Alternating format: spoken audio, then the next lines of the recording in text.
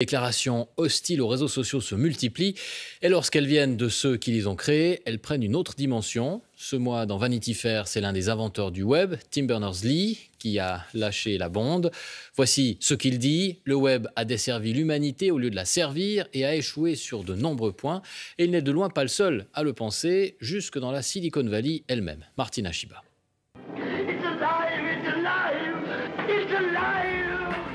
Vous vous souvenez de Frankenstein avec la créature qui échappe à son créateur et qui fait si peur? Eh bien, à la Silicon Valley, c'est un peu pareil. Les créateurs des réseaux sociaux ne likent plus ce qu'ils ont eux-mêmes fabriqué. Tim Cook, patron d'Apple, dans le journal The Guardian en janvier. Je ne veux pas que mon neveu utilise les réseaux sociaux. Jaron Lanier, pionnier de la réalité virtuelle et qui vient de publier 10 arguments pour quitter les réseaux sociaux tout de suite. Je ne peux plus appeler ça des réseaux sociaux. Je les appelle des empires de modification du comportement. Désormais, on assume ouvertement d'avoir manipulé les cerveaux. Tristan Harris, ancien ingénieur de Google. Dans les années 70, quand vous parliez au téléphone, il n'y avait pas des centaines d'ingénieurs de l'autre côté de l'écran qui savaient parfaitement comment fonctionne votre psychologie. Sean Parker, cofondateur de Napster et qui possède des parts de Facebook. Notre réflexion était comment capturer un maximum de votre temps et de votre attention. Pour ça, nous devions vous fournir des pics de dopamine. Par exemple, on a créé des likes sur vos posts pour vous pousser à continuer. Autre exemple, l'autoplay, les vidéos qui partent sans que l'on ait besoin de cliquer. Le but est de provoquer une addiction. Chamath Palihapitiya, ancien vice-président de Facebook. Nous avons créé une machine qui déchire le tissu social.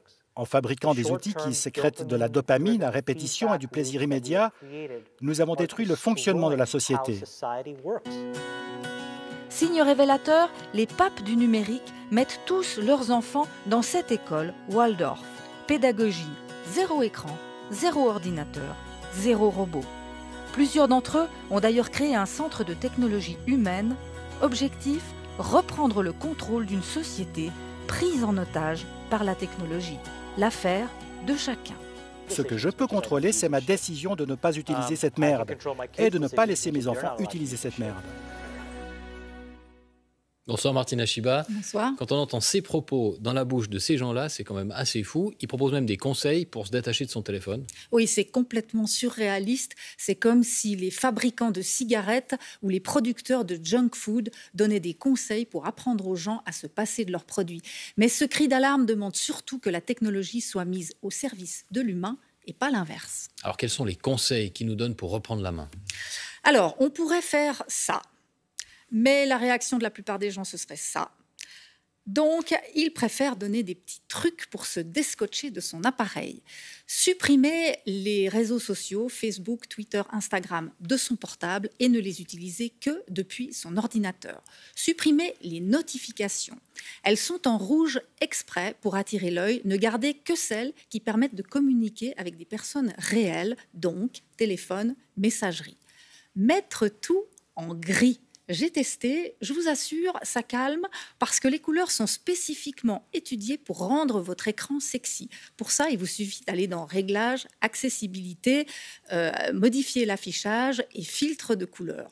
Ne gardez sur l'écran principal, sur la homepage, que ce qui est strictement nécessaire. Et enfin, ne pas utiliser le téléphone portable comme un réveil. Trouvez autre chose. Ça évite que ce soit le premier geste en se levant et le dernier geste en se couchant.